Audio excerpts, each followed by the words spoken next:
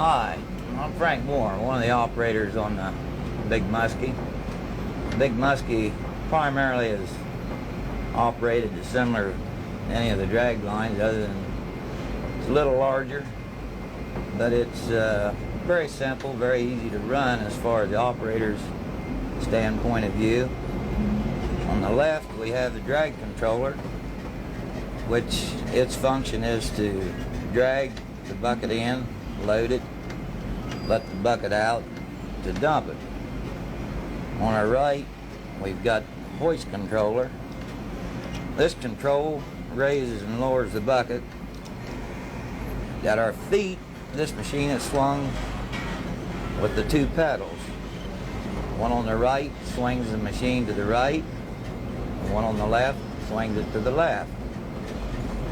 The basic function is to coordinate the three operations together to make a smooth and fastest cycle time as you can into the dirt, get a load of dirt, take it to your spoil and dump it. This is where it takes quite a bit of time to get used to the feel, to get the rhythm, so that you can get the fastest possible cycle time to move the dirt, and also to try to take the easiest possible route you can into account of the condition of what you're digging.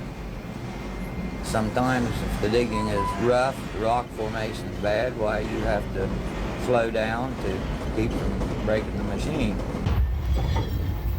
And maybe you would like to have a film of it on. That's incredible. Well, Stuart, you're right.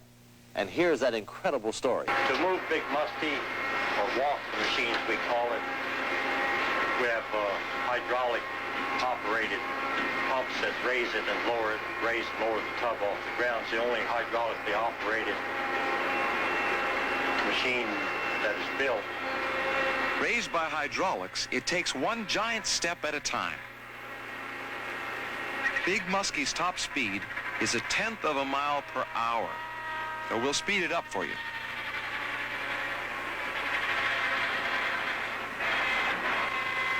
After each 12-foot step, the housing slides forward. Big Muskie first arrived here in millions of parts. It took 2 years and 300,000 man-hours of labor to assemble it. Considerate planning went into Big Muskie's design. The mined land is not only restored, it's improved.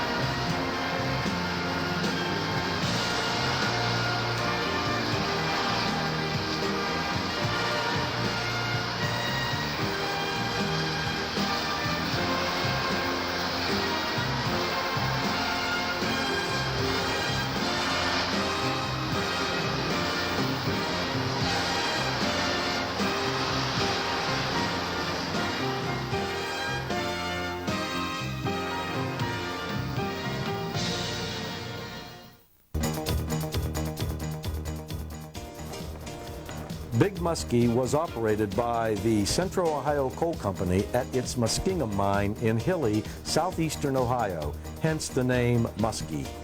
Its job was to remove overburden, the dirt, shale, clay, and sandstone from atop coal seams lying near the surface. Muskie worked 24 hours a day, 364 days a year, stopping only on Christmas Day, and for 30-minute meal breaks during the 3 shifts, and when the machine was halted for repairs. To understand how it did its job so effectively is first to understand its size and power. With housing, coupling, and boom, it is 487 feet long, 1.5 times longer than a football field, 4 times longer than the Wright brothers' first flight.